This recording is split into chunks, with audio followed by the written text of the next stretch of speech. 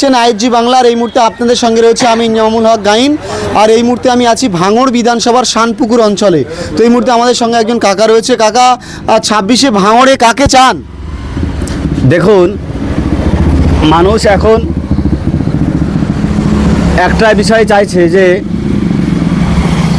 যে এই যে তৃণমূল সরকার, যে শাসক দল আছে, এরা খুন খারাপি, গুন্ডা, চোর, দুর্নীতি, এরা সব দিকে এরা ফার্স্ট, 1 নম্বর। তাই আমরা সব দিকে ঠেলে ফেলে দিয়ে আমরা এদেরকে এবারকে চাই আইএসএফ নওশাদ সিদ্দিকীকে। নওশাদ সিদ্দিকীকে ভোট দেন কেন? আমাদের এই যে বিগত এখনও আমাদের এসআইআর নিয়ে যে আমাদের এই অনেক লোকের আমাদের এই শানপুকুর অঞ্চলে আমাদের এই বুথে 195 জন আন্ডার অ্যাডজুডিকেশন হয়, 60 লক্ষ আছে টোটাল। তা নিয়ে এখনও আমাদের মাননীয়া মমতা ব্যানার্জি এখন ওসব দিকে ওর কোনো ধ্যান জ্ঞান নেই।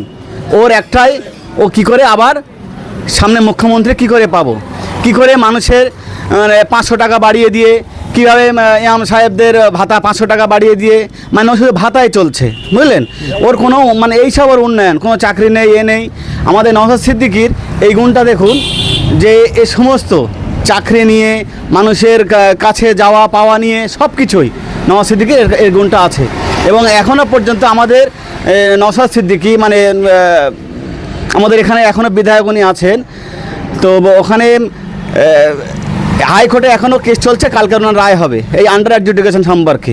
এবং বিভিন্ন ধরনের ওয়াকফ নিয়ে বলুন, সমস্ত দুর্নীতি নিয়ে আমাদের ভাইজান লড়ছে একাই। এবং এর সাথে বিজেপি বলো আর তৃণমূল বলো, ওপরে দাদা তার শাখা দিদি, এরা দুজনা যে কি করছে বলা যাবে না। আচ্ছা, নওশাদ সিদ্দিকী তো প্রতিশ্রুতি দিয়েছিলেন যে তারা ক্ষমতায় আসলে বা নাও আসলে ভাঙড়তে তারা একটা হসপিটাল করবে, কিন্তু সেটা তো করেনি। এখন 100 বার করবে সে তো বলেছে, সে তো এখনও তার ফান্ডের টাকা এখনও তার আসেনি, তার দিচ্ছে না, মাননীয়া দিচ্ছে না।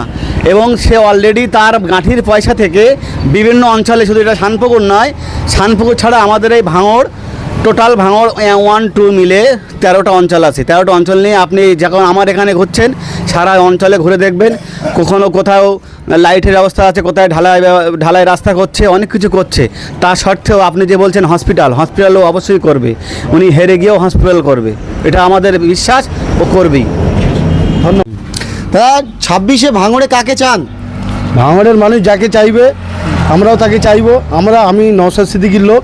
আমরা নওশাদ সিদ্দিকী 2026-এ বিধায়ক হিসেবে বিধানসভায় পাঠাবো আমরা। কেন? নওশাদ সিদ্দিকী কী কাজ করেছে? নওশাদ সিদ্দিকী কাজ করতে চেয়েছে, কিন্তু শাসক বিরোধীরা শাসকরা তারা কাজ করতে দেয়নি। পঞ্চায়েতে সওগাত মোল্লা নিদান দিয়েছে, আইএসএফদেরকে কোনো মাল দেওয়া হবে না। উন্নয়ন করে সরকার নওশাদ সিদ্দিকীর হাতে দেবে। সরকার এই নওশাদ সিদ্দিকীকে চাপানোর জন্য অনেক রকম চেষ্টা করেছে, কাজ করতে পারিনি, এই কথা বলে বেড়াচ্ছে।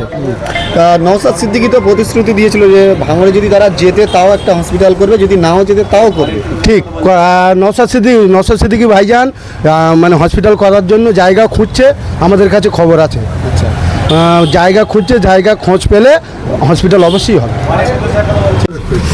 শওকত মোল্লা ভাঙড়ের প্রার্থী, তিনি বিগত দিন ধরে কিন্তু এখানকার অবজারভারের দায়িত্ব আছে শাসক দলের। তানার কাজকর্ম নিয়ে কি বলবেন?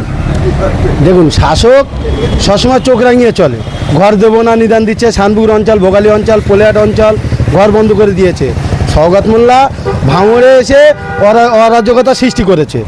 শওকত মোল্লা এসে দেখুন, যে এখানে বোম পাওয়া যাচ্ছে, ওখানে বোম পাওয়া যাচ্ছে, চালতে বেড়ে বোম পাওয়া গেছে, সে ওখানে অ্যাম্বুলেন্সে করে মাল পাঠাচ্ছে। আপনারাই দেখুন কি হচ্ছে। আচ্ছা, তাহলে কি এই বোমা বন্দুকের রাজনীতিটা কারা করছে এক্স্যাক্টলি? বোমা বন্দুকের রাজনীতি 2023 সাল থেকে আবাদে থেকে লোক এসে এটা অরাজকতা সৃষ্টি করেছে, বোম বন্দুকের রাজনীতি শুরু করেছে। ঠিক আছে, ধন্যবাদ।